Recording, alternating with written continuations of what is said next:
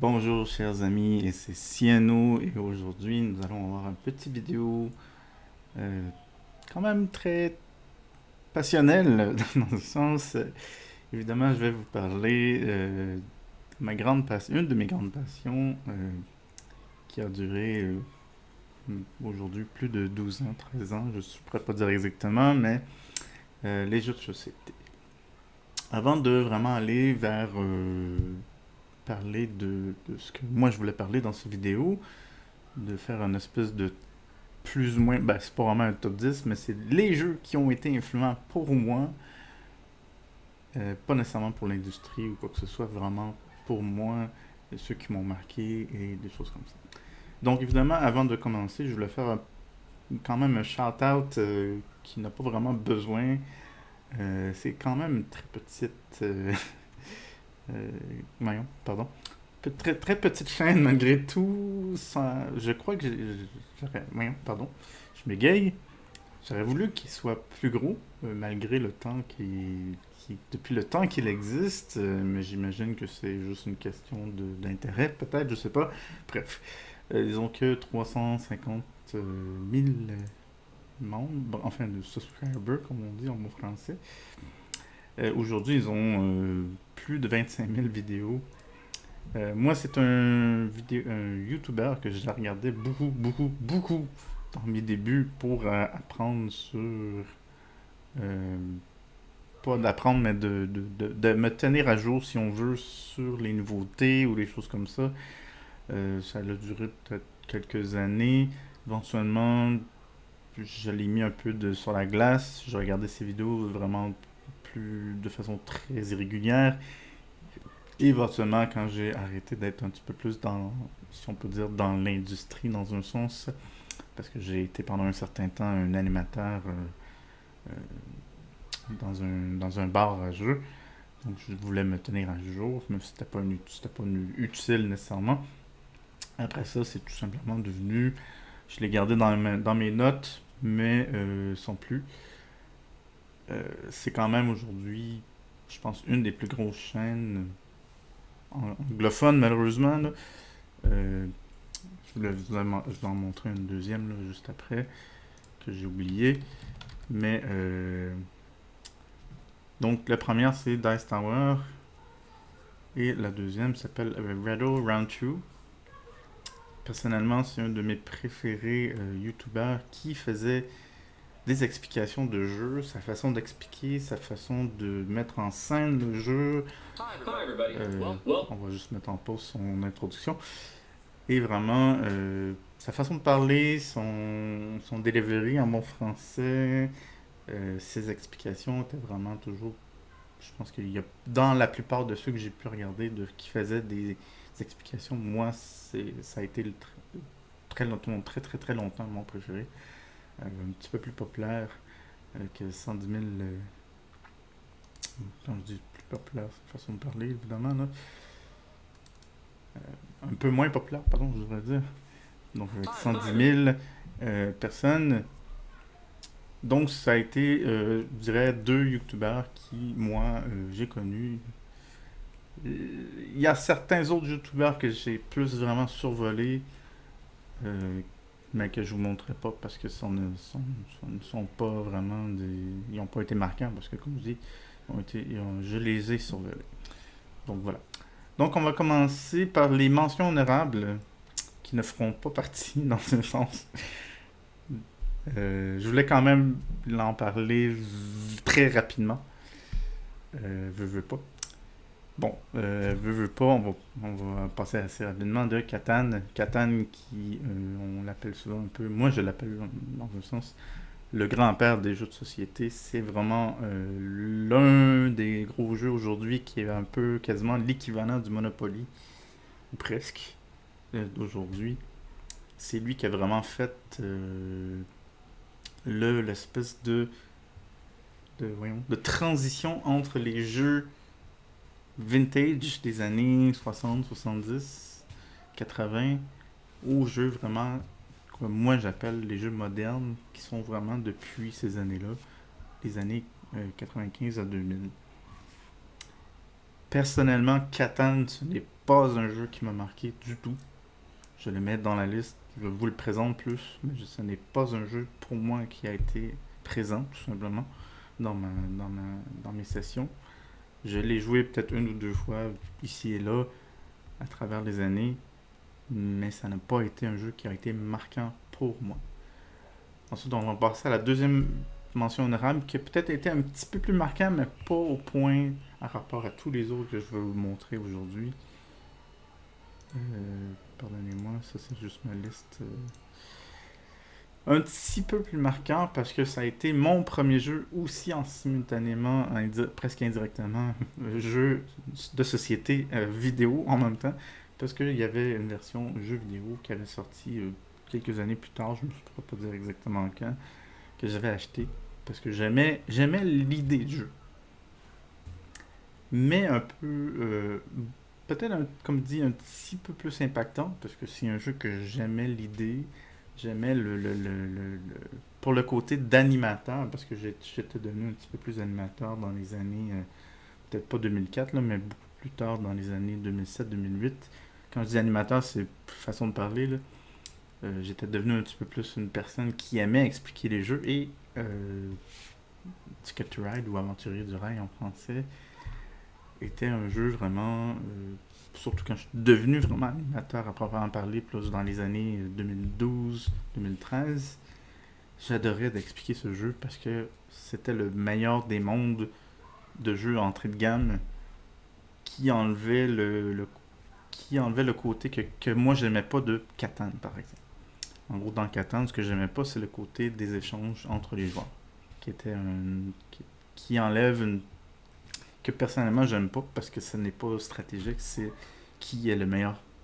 C'est une autre forme de stratégie, là, c'est de la négociation, mais ce n'est pas en guillemets de la stratégie pure. Je sais pas comment je peux l'exprimer, mais pardonnez-moi. Dans Ticket to Ride, c'est un mélange, c'est du hasard avec comment les cartes vont sortir dans le jeu et de la stratégie de placer ces trains sur le plateau. Je vous montre pas vraiment les jeux en proprement parler, là, je vous parle des... je peux le montrer rapidement pour Ticket to Ride, là. C'est juste que ma connexion n'est pas très bonne.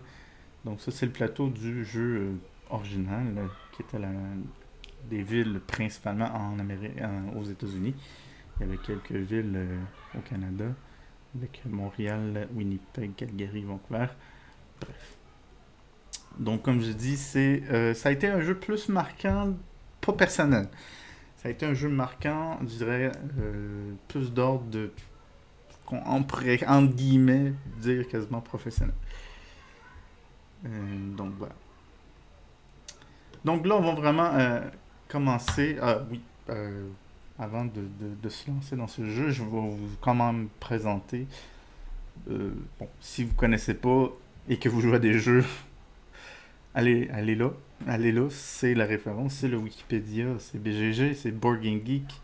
Je ferai un petit lien sûrement dans la description, mais si vous jouez à des jeux de façon régulière, c'est la meilleure référence au monde, là. Bref, c'est pas important. Donc voilà. Donc Dominions, évidemment Dominion a été une très très très grosse un gros point marquant dans mon amour des jeux de cartes parce que ça a été le premier qui a entre guillemets inventé et a inspiré un des plus gros jeux indépendants aujourd'hui avec Slay the Spire, Dominion, un deck building et vraiment ont inventé littéralement cette mécanique qui aujourd'hui est empruntée par plein de jeux indépendants, jeux vidéo indépendants, mais peut-être pas eu autant d'impact peut-être en termes de jeux de société à en parler, même s'il y a quand même par lui-même démarré cette nouvelle mécanique qui n'existait pas vraiment avant. Donc de commencer avec un petit paquet de cartes et tout au long de la partie de rajouter et d'enlever des cartes de son petit paquet qui va devenir de plus en plus gros et de faire des stratégies de combinaison de cartes entre elles, de piger des cartes, des combinaisons comme ça, pour éventuellement, lorsque la partie se termine, d'avoir le plus de points dans son deck. Et moi, moi qui étais un amoureux de Magic, d'ailleurs Magic ne fait pas partie dans cette liste-là, euh, bon, euh, je peux vous expliquer rapidement après, là. Mais mon amour de Magic, le fait de combiner des cartes ensemble pour faire des combos, euh, de faire un deck building, que ce que moi j'aimais beaucoup plus à Magic, de jouer à Magic quasiment, euh, des choses comme ça. Donc, je pense que c'était dur pour moi de ne pas mettre lui vraiment dans les plus gros jeux d'influence par rapport à moi, parce que c'est un jeu aujourd'hui qui a aussi même influencé mes goûts en termes de jeux de vidéo. D'où justement, et c'est indirectement aussi, ce jeu-là est l'existence même de Slay the Spire. Donc, c'est dur de pas dire que ce jeu est influence dans ma vie, parce que a influencé beaucoup de choses dans mon futur. Maintenant, pour revenir rapidement à Magic, je n'ai pas mis Magic dans cette sélection. Oui, Magic est un jeu de société, mais dans une autre classe un peu à part. Moi, je voulais vraiment aller vers les jeux de société, là, entre guillemets, purs et durs, si on peut dire ça, et non dans les jeux trading card game, qui sont des jeux qui sont dans un autre univers un peu différent, sans nécessairement dire que ce n'est pas un jeu de société, là. C'est juste un autre univers un peu qui n'avait pas la même... c'est vraiment un autre univers, pour le dire comme ça. Mais bon.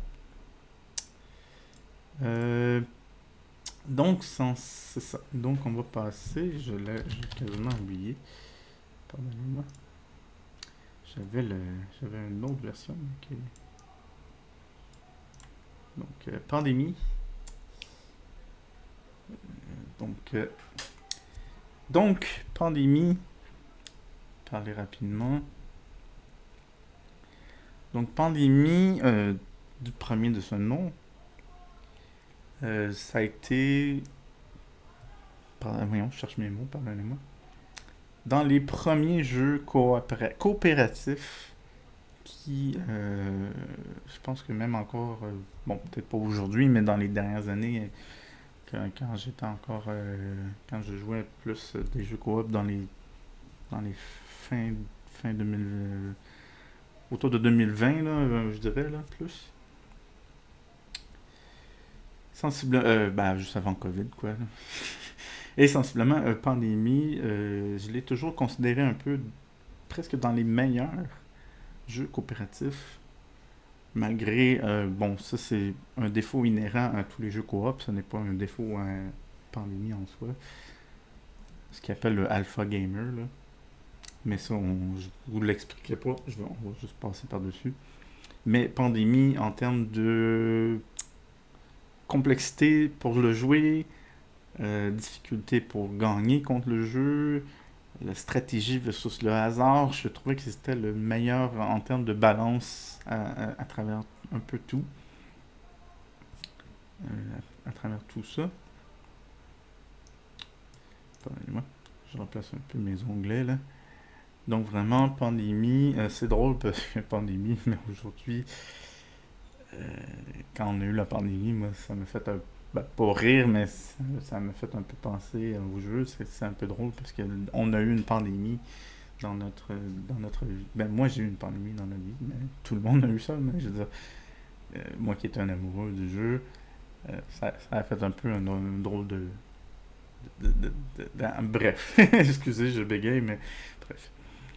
Donc, et vraiment, comme dit, et indirectement, un autre jeu qui est presque pareil, Pandémie Legacy, saison 1, un petit peu plus. Là, c'est un peu plus difficile, mais on le voit pas vraiment.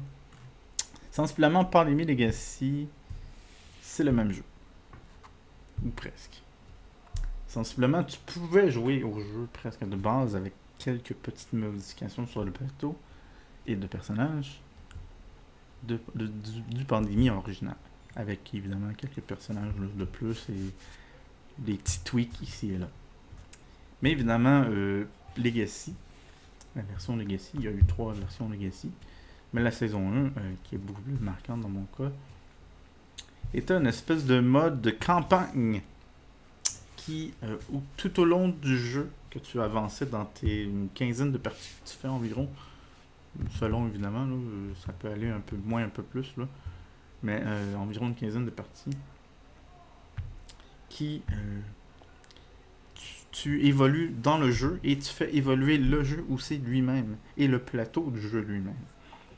Donc selon ce qui se passe avec toi et tes amis, parce que tu dois, évidemment le jeu suggère de toujours jouer avec les mêmes personnes à chaque partie là, pour suivre l'histoire. Et sensiblement, ça a été un espèce de, pour moi, un plus-value qui rajoutait un côté ce que je trouvais qu'il manquait un peu peut-être à jouer à des jeux de société de façon générale, le côté que j'ai pas joué vraiment dans ma vie, mais le côté un petit peu plus comme Donjon Dragon, de faire des trucs un petit peu plus longue haleine, que les choses que tu fais ont des impacts sur les parties suivantes. Ça a été un des seuls, ou presque, que j'ai fait comme ça. Il y a eu Pandémie saison 0, c'est drôle qui s'appelle saison 0, qui est sorti après. Je l'ai pas. Il m'a pas marqué autant, peut-être parce que il y avait pas autant de. Je sais pas comment dire. Mais bref. Mais bref. Donc ensuite, on passe à Robinson Crusoe, l'aventure de l'île maudite, si on le traduit vaguement là. Sensiblement, Robinson Crusoe est le jeu coopératif le plus costaud, mais pourquoi lui est plus d'influence, c'est la thématique. En gros, je pense que c'est dans mes top 1, top 3 là plutôt. Je pourrais dire top 3 de mes jeux que je trouvais très que l'univers était tellement bien agrémenté dans un jeu un jeu de société, ce qui était assez rare pour moi. Parce que la plupart des jeux, je dirais 95% et même plus, là, la plupart du temps, moi, la thématique, à force de jouer à des jeux, ça devenait un peu c'est juste une peinture sur le plateau. Ce n'est pas quelque chose qui rajoute. Il y en a eu des jeux, évidemment, qui faisaient ça, mais Robinson Crusoe, c'est le.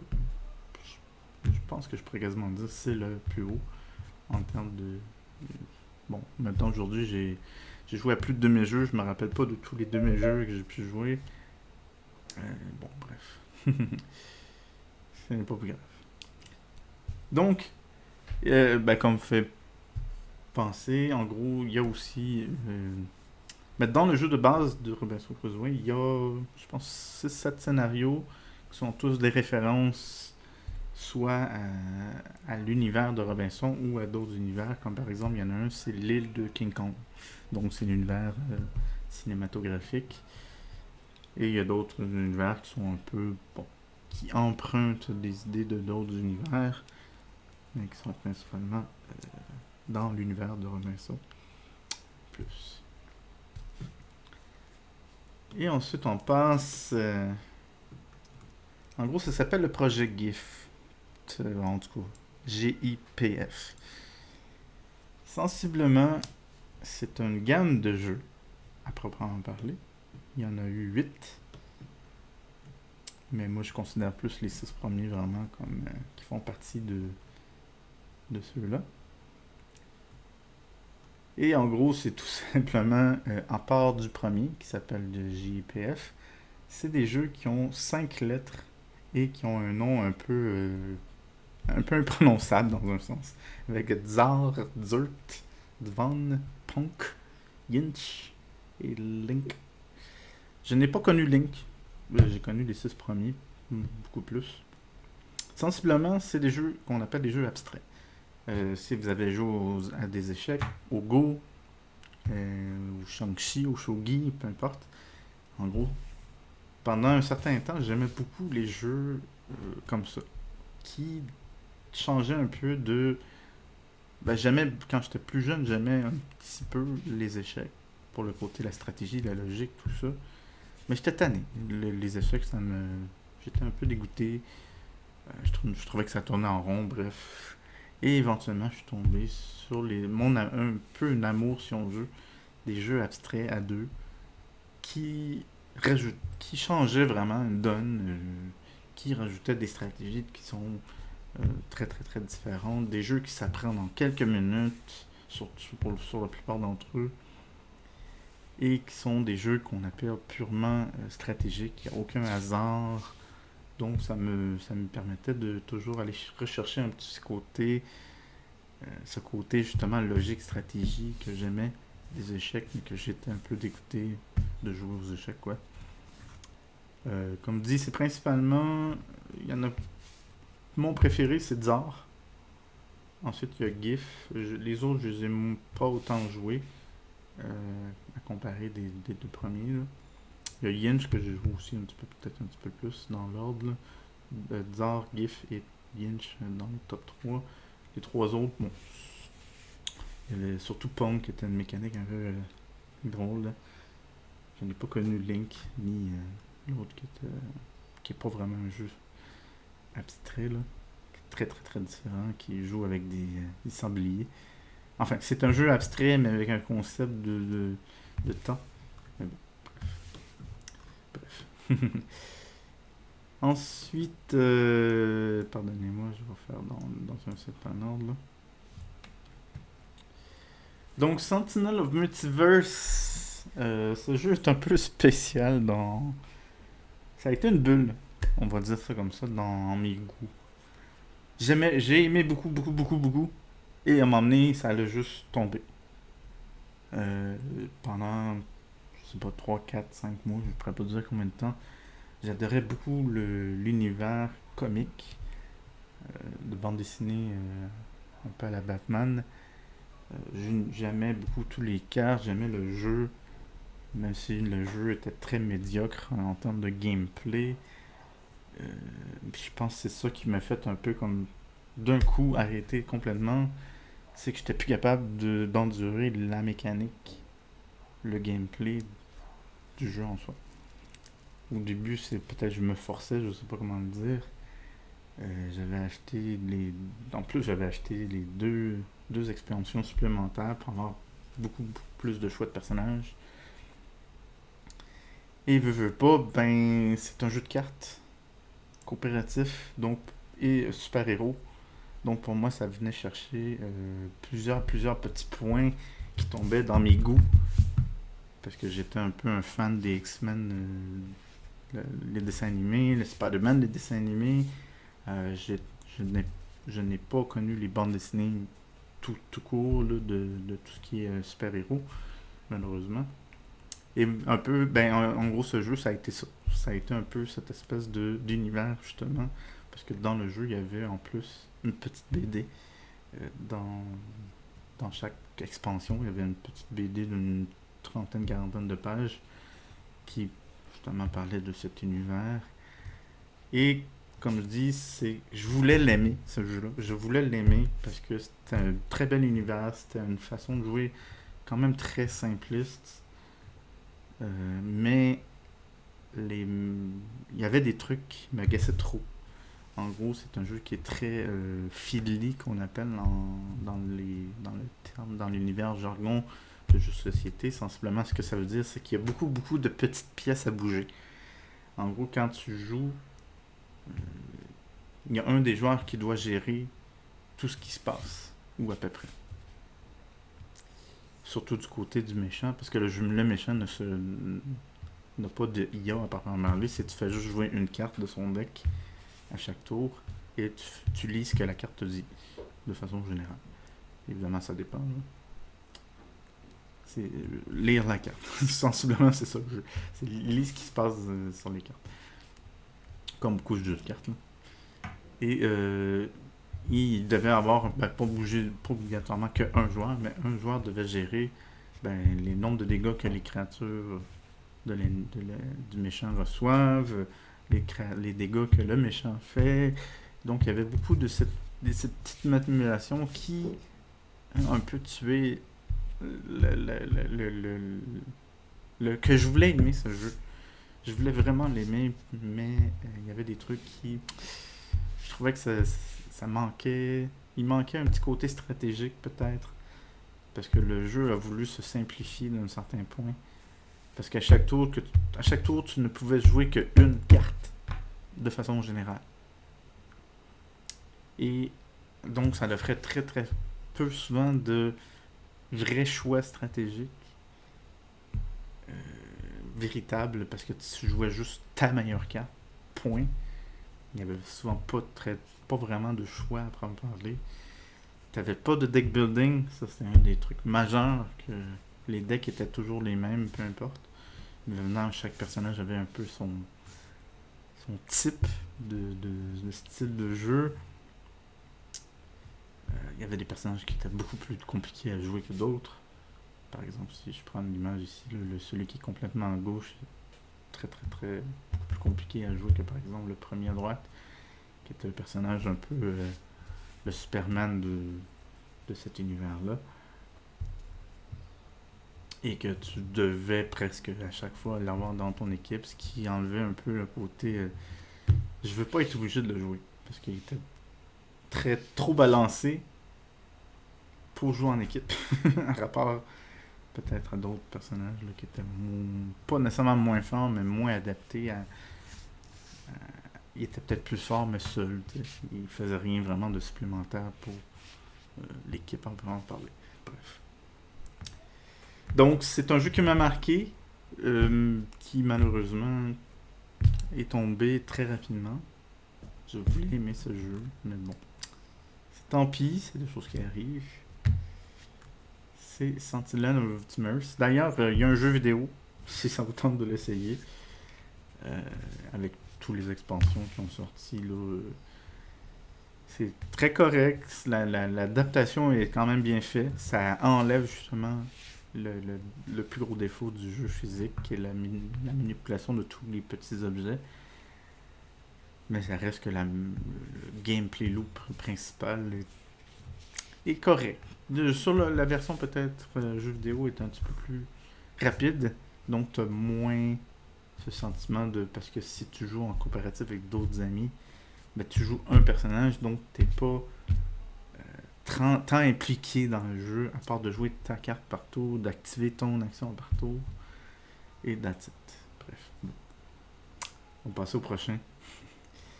Dans un ordre de plus ou moins précis, là. On va le mettre plus à la fin. Ensuite, Porto Rico. Porto Rico, je pense que c'est dur à dire, mais ce jeu, je l'ai mangé en bon français. J'ai trop joué, quasiment. On pourrait dire ça comme ça.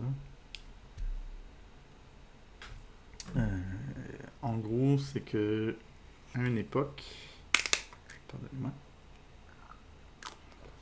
à une époque, pardonnez-moi, je cherche mes mots. À une époque, je ne travaillais pas vraiment. Ou enfin, je travaillais, mais je travaillais tard le soir, quand j'étais animateur justement au bar. Donc, je travaillais tard le soir. Et j'avais un ami que lui aussi avait un horaire de soir à son travail. Et en gros, on avait trouvé une super... on cherche mes mots. Super variante du jeu, de ce jeu-là à l'origine, qui était juste 3 joueurs, là, de 3 à 5 joueurs.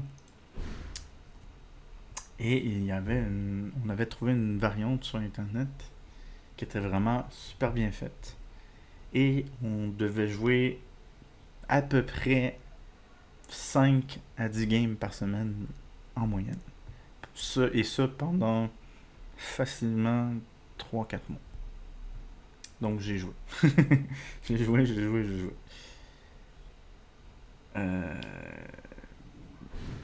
sais pas comment l'expliquer. qui est plus que ça, vraiment. Mais sinon, c'est vraiment, même de façon générale, je l'ai racheté dans ma collection, bon, que j'ai plus aujourd'hui, là. Mais il y a une nouvelle version qui a été remaniée, si on veut, visuellement. La deuxième édition. Non, ça c'est San Juan, pardon. Ça c'est la version de carte du jeu. Pardonnez-moi.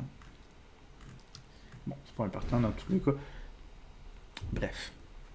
Donc, Porto Rico, c'est encore aujourd'hui, je pense, un des jeux, pardon, qui, sa mécanique n'a pas été vraiment copiée à proprement parler. Il y en a un autre, que d'ailleurs ça me fait penser, que je peux vous le présenter juste après. Non, j'ai comme un blanc. Je suis désolé.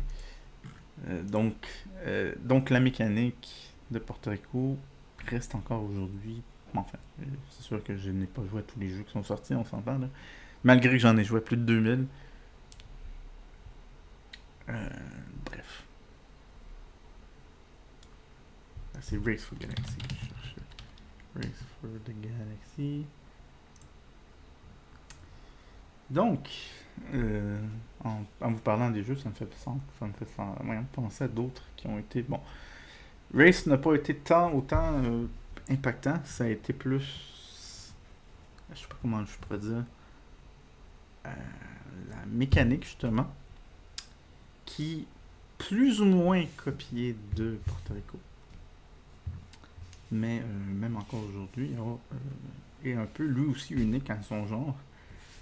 En gros, les jeux qui ont été marquants dans ma vie, c'est des jeux qui avaient des super grosses mécaniques, super intéressantes, plus que le gameplay des jeux en soi.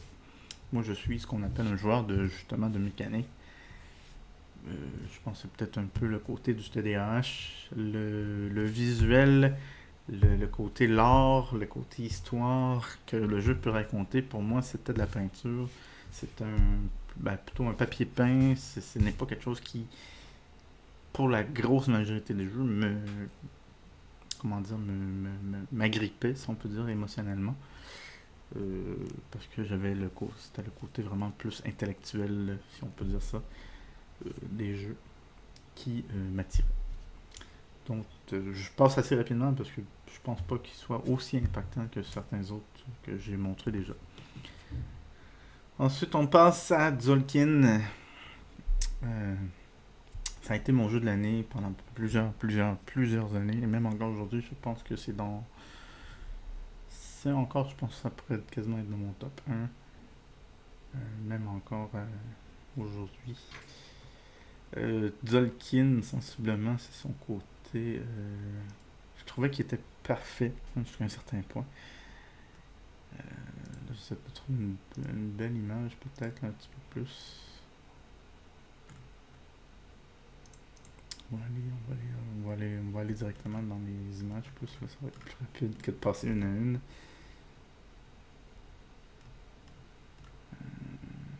Pas vraiment une image du plateau. Désolé. C'est peut-être celle-là qui a été peinturée, donc c'est beaucoup plus joli. Bref, dans tous les cas.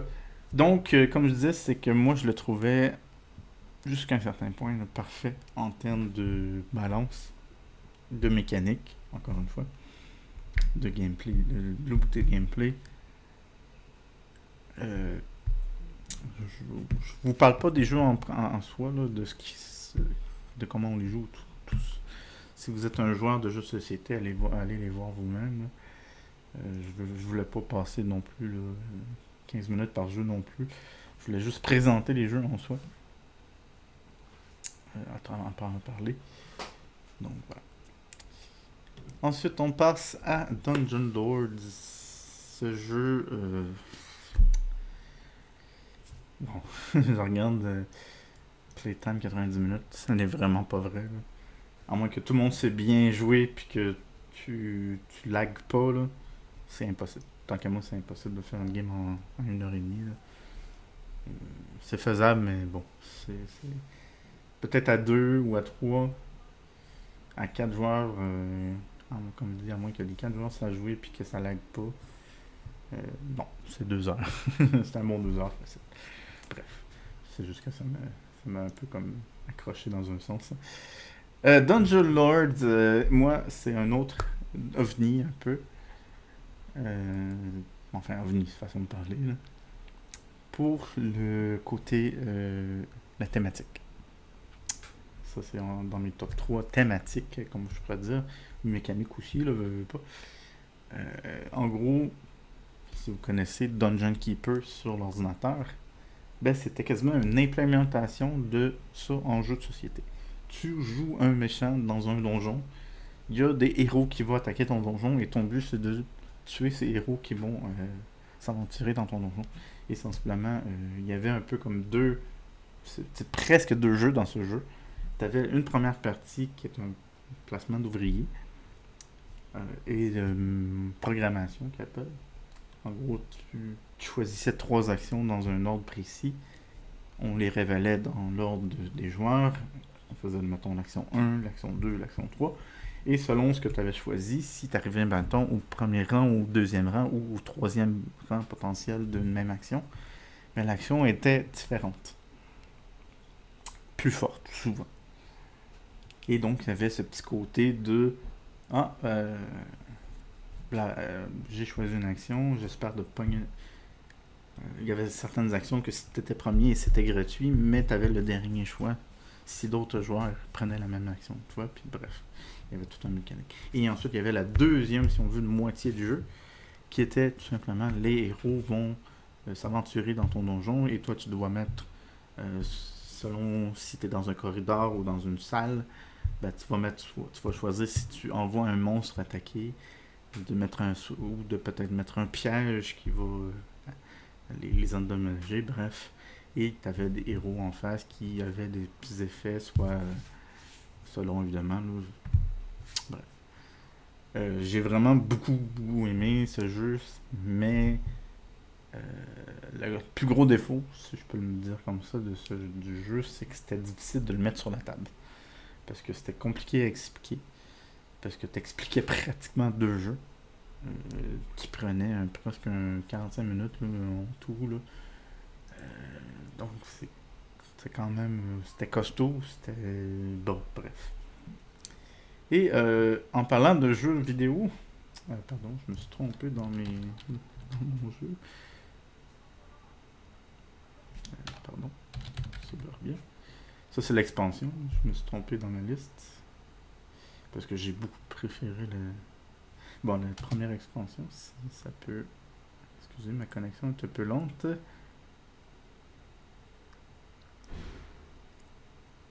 Allez.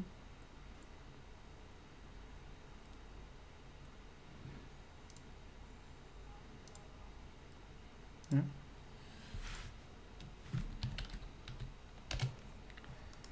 Bon, au pire, je vais prendre le...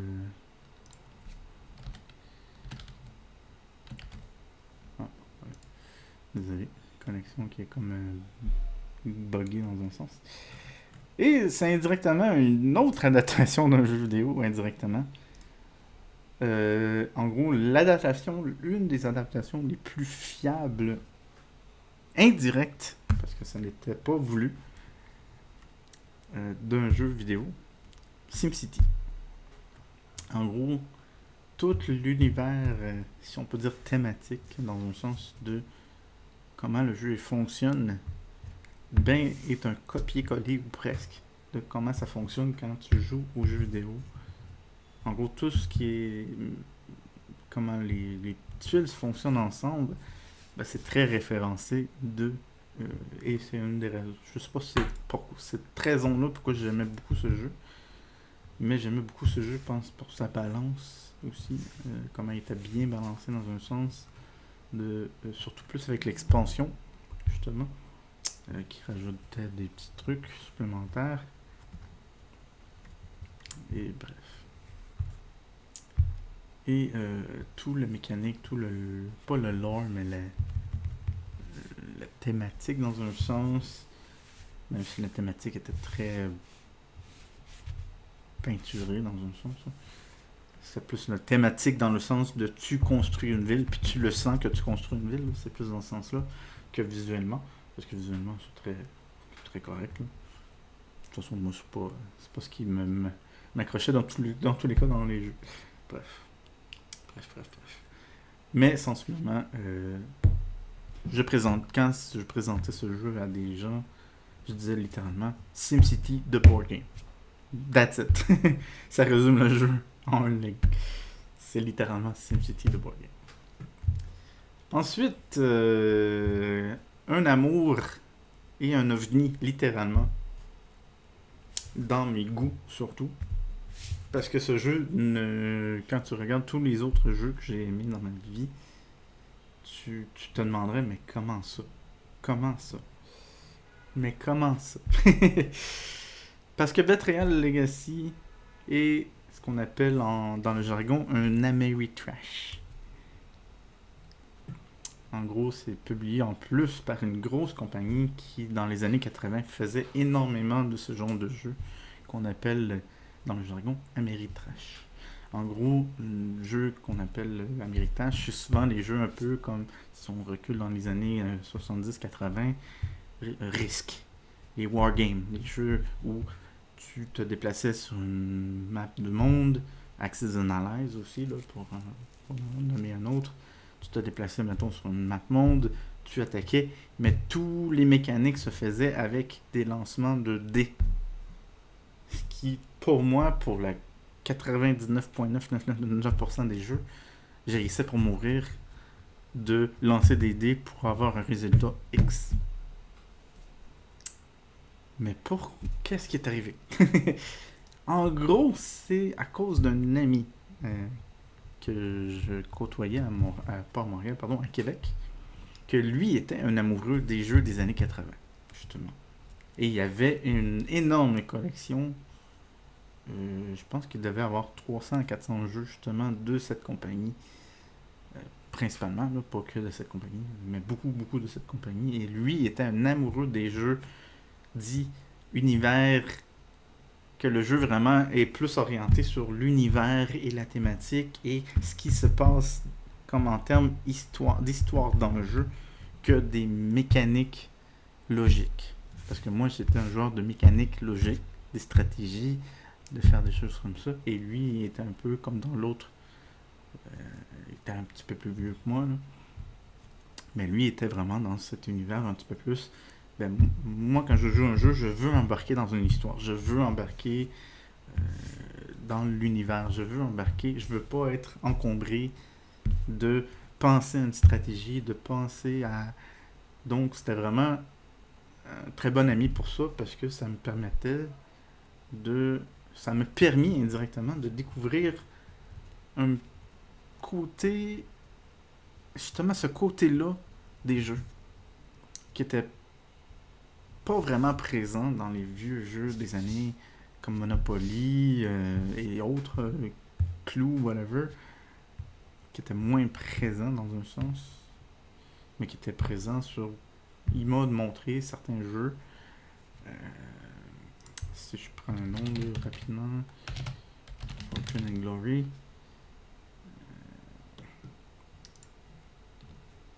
Ça a été un des gros jeux que j'ai fait. Il y a quelque chose. Si j'enlève le côté, justement, je roule les dés pour avoir un résultat totalement aléatoire, ben, c'est justement, ça me permettait de faire cette espèce de transition de je ferme mon cerveau et je me laisse embarquer par une histoire. Parce que voyons, ce que le jeu veut m'emmener à raconter. Et c'est cet ami qui m'a indirectement fait. C'est le fun, une fois de temps en temps, de débarquer son cerveau, de se laisser embarquer dans l'histoire.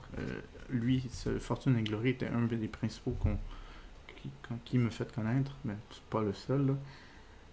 Sensiblement, Fortune and Glory, c'est Indiana Jones The Board Game. C'est justement ça le dit ici. Là. C'est Indiana Jones The Board Game. En gros, c'est que tu explores le monde, tu essaies de trouver quelque chose de spécial et éventuellement de revenir à la maison pour dire j'ai réussi à trouver whatever. Et sensiblement, mais évidemment, aucune mécanique pure et dure, c'est des lancements de dés, comme je dis, pour essayer de réussir un résultat X.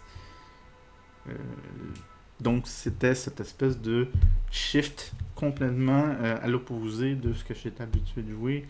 Et au fur et à mesure que j'allais jouer avec lui, j'avais de ce côté, ça me, ça me permettait d'aller chercher un autre univers des jeux de société qui était complètement différent de ce que je faisais de façon régulière. Parce qu'on jouait ensemble de façon à peu près aux 2 semaines. Je le voyais à peu près aux 2 semaines. Et moi, c'était parfait pour moi. Et c'est indirectement pour ça. Parce que c'est quand même un jeu que j'ai connu beaucoup plus. Qui m'a fait connaître indirectement la version Legacy. Betrayal at the House on the Hill. En gros, c'est lui qui m'a fait acheter l'autre. Bref, je vais vous parler de lui en premier, je vais vous parler de l'autre après. Là. Sensiblement, c'est le même jeu, ou presque. Un peu comme Pandémie Legacy. Betrayal at the House on the Hills. Si je peux le présenter en termes de film, Cabin in the Wood, c'est ça. Sensiblement, c'est ça. Quand j'ai vu ce film-là, j'ai fait c'est Betrayal en film, littéralement. Sensiblement, Betrayal on the House on the Hill, c'est que vous êtes une gang de personnes qui vont dans une maison qu'on ne sait pas c'est quoi la maison. Est-ce qu'elle est hantée? Est-ce qu'elle est magique? Est-ce qu'elle est mystique? Est-ce qu'elle est whatever? Et éventuellement, quelqu'un touche à quelque chose qu'il ne devait pas. Parce que tu fouilles dans la maison pour essayer de t'échapper. Parce que la maison, quand tu y rentres, ben, elle t'a enfermé puis tu peux pas sortir. Et sensiblement, ben, c'est comme tu fouilles, puis éventuellement tu touches à quelque chose. Et ça déclenche une histoire. Dans le jeu de base, il y avait 50 histoires différentes. Et je dirais qu'un 50% de ces histoires-là étaient tous des références à des films d'horreur de série A, B et C. Et d'autres histoires qui étaient pas vraiment basées tout simplement voyons, je cherche mes mots, pardonnez-moi, un film d'horreur, mais juste, c'est sûr que c'était un univers un peu horrifique, dans le guillemets, mais bref. Et moi j'aimais ce côté, tu rentres dans une histoire, littéralement. Et c'était très très très très kitsch, parce que ça faisait beaucoup de référence, comme je dis, à des films d'horreur de série A, B, beaucoup B. La momie, le Nosferatu, Loup-garou, Plante carnivore, tous des films des films d'horreur des années 80-90, je dirais, pour la plupart des références. Mais à un moment donné, j'ai fait ça me dit quelque chose cette référence, et c'est la référence d'un des personnages dans Gentleman Extraordinaire, et en gros, c'est un fantôme, enfin, c'est pas vraiment un fantôme, mais c'est un humain qui a l'air d'un humain normal. Mais en gros, c'est que si tu détruis son portrait, il meurt. Et en gros, c'est quand j'avais pogné cette histoire-là, je fait c'est le personnage dans Gentleman Extraordinaire qui a cette même. J'ai fait je savais pas que c'était référence. Ça avait une référence à quelque part. Puis, bref. Anyway, donc voilà. Et sensiblement, quand j'ai vu sortir la version Legacy, j'ai fait des recherches intenses. Parce que je voulais savoir une des choses en rapport aux autres.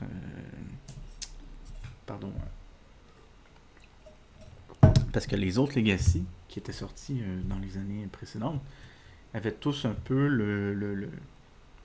l'obligation, jusqu'à un certain point, que quand tu joues dans une histoire au fur et à mesure de tes 12-15 parties. Mais Betrayal Legacy, ce n'est pas le cas. Chaque partie est indépendante. Oui, il y a des liens, mais très très très minimes entre chaque partie. Et moi quand j'ai trouvé cette réponse, que j'ai su que c'était comme ça, je l'ai acheté. Et j'ai revendu, parce que j'avais la version originale, qui n'était pas Legacy. Et aujourd'hui, il est chez un ami, hein. Je l'ai pas avec moi ici, mais j'ai ma copie unique personnelle de ce jeu-là. En gros, c'est le même principe du jeu de base, mais sauf que dans ce cas-ci, c'est 50 nouvelles histoires, mais les cartes toutes les cartes se retrouvent dans le jeu, toutes les lore, plein de petits trucs qui sont différents un peu, sont uniques à ma boîte, à moi personnellement. Bref. C'est pas tellement le jeu qui a eu un impact, mais c'est vraiment ce jeu qui me permettait d'aller chercher ce petit côté, rentrer dans une histoire de jeu plus que de jouer pour faire une grosse stratégie puis essayer de gagner. Là, c'est vraiment, tu rentres dans un univers de film d'horreur, si on peut dire ça comme ça, pardonnez-moi. Et j'ai fait le tour rapidement. Ça, c'est tous les jeux que j'ai notés dans ma vie, là. Oui, Magic, c'est un 10, là. C'est un jeu parfait, mais bon. Donc, rapidement, on termine. Je vais terminer ici avec le dernier de Time Story. Time Story, je dirais que c'est dans les moins... c'est plus pour l'idée qui m'a marqué, pas le jeu en soi. Sensiblement, Time Story, c'est une boîte de base avec une histoire, pardon. Et en gros, c'est un jeu qu'on appelle un peu aussi Legacy dans un sens. À comparer des autres Legacy, c'est que tu ne changeais pas le jeu au fur et à mesure de la partie. Tu faisais juste tu faisais 2-3 parties selon les histoires, évidemment. Et il n'y avait pas de... La modification était méta. En gros, c'est l'information que tu gagnes en faisant la première partie, que tu gardes en faisant la deuxième partie. Et en gros, le concept général, c'est aussi simple, que tu es une espèce d'agent qui voyage dans le temps, mais qui incarne un personnage dans l'univers que tu vas te téléporter, si on peut dire ça comme ça. Comme on peut voir avec le petit synopsis là, sur BGG. Et c'est vraiment cette idée que j'ai faite. Waouh! Parce qu'il n'y avait pas vraiment beaucoup de jeux encore. Il y en a un autre, mais qui n'est pas un point majeur dans mes jeux. De time loop. J'aimais beaucoup les concepts de time loop dans les films un peu. Prédestination, pour en nommer qu'un. Mais c'est vraiment le côté, encore une fois, c'est mécanique. Là. C'est le côté de la mécanique, mais aussi le côté histoire, mais sans être un 8 parties, un 10 parties, un 15 parties avec les mêmes joueurs. Là, c'est vraiment, tu pouvais faire une première partie, mais évidemment, chaque histoire, ça dépendait, là, qui durait peut-être 1h30. Et tu faisais, pour la première histoire, je pense que tu faisais en moyenne 3 fois le jeu. Et comme je dis, le changement se fait de façon plus méta. En gros, c'est l'information que tu gagnes la première fois quand tu explores. En gros, la première histoire, c'est dans un hôpital psychiatrique. Là. Et sensiblement, c'est que tu explores les trucs, que tu connais absolument rien de ce qui se passe. À un moment donné, tu tombes dans des cul-de-sac, tu découvres que des choses qui ne sont pas nécessaires à tes recherches. Donc, tu peux les noter et ne pas les faire la deuxième fois que tu retournes refaire la même histoire à partir de zéro. Donc c'est l'information que tu gagnes justement, comme je dis, plus méta, qui change de partie en partie. Le jeu reste le même. La partie 1 et la partie 2, c'est le même jeu, c'est juste que tu ne fais pas certains trucs que tu ne fais dans la première partie, comme justement les cul-de-sac, les choses que tu as découvert que c'était inutile, ou une perte de temps, ou peu importe, ou de te trouver un raccourci, ce qui te fait, là, on va pouvoir passer par là la prochaine fois, qui pourra comme nous économiser. Parce que c'était tout un concept de temps. Tu avais un temps limite et c'était ça qui faisait finir la partie. Ou que tu gagnais, là, évidemment, quand tu arrives à la 3e session de jeu de celui-là, de la première histoire. Et c'était un jeu qui, la boîte de base, tu avais tout ce que tu avais besoin pour jouer à toutes les autres histoires. Et en gros, la façon que le jeu fonctionnait, je sais pas si on peut le voir avec les images, c'est que les autres jeux, tout ce que le jeu offrait de plus, c'était une petite boîte avec des cartes. Parce que tout ce que tu avais besoin, on le voit un peu plus avec celle-là, là, c'est que tu avais besoin juste de la boîte originale, avec toutes les composantes de pièces et tout ça, et toutes les autres histoires qui sont sorties après, il y en a sorti quand même 8, ben c'est juste les cartes qui sont références à l'histoire. Parce que tu avais déjà tout ce que tu avais besoin dans la boîte originale. Donc ça rajoutait que tu n'avais pas besoin de racheter entre guillemets un jeu à chaque histoire. C'est vraiment juste, tu avais les cartes, les 150 cartes, ou à peu près, là, selon de chaque, dans chaque histoire qui te racontait où est-ce que tu vas, chaque personnage, bref. Peut-être plus que 150, mais bon, c'est pas important. Et c'est vraiment c'est vraiment ce côté mécanique vraiment plus unique à proprement parler qui changeait de certains Legacy. Il n'y en a pas eu des tonnes non plus, les Legacy, là, que tu changeais de façon permanente le jeu. Comme un parmi tant d'autres, c'était que moi je faisais pas, que j'ai pas fait dans mon jeu de Betrayal, que j'ai fini par faire. Mais que je faisais, que j'ai. En gros, il y a des fois, ça dit déchire cette carte. Je suis comme, non, mon jeu. Mais bon. Finalement, je l'ai faite parce que je me suis débarrassé de ce qui a été littéralement détruit dans mon jeu, dans mon histoire, si on veut, de Betrayal. Mais bref. Donc voilà. On va terminer ici, les amis. Déjà, mon Dieu, je pensais pas de faire 1 heure, mais bon. Alors voilà, mes amis. Je vous dis bonne soirée.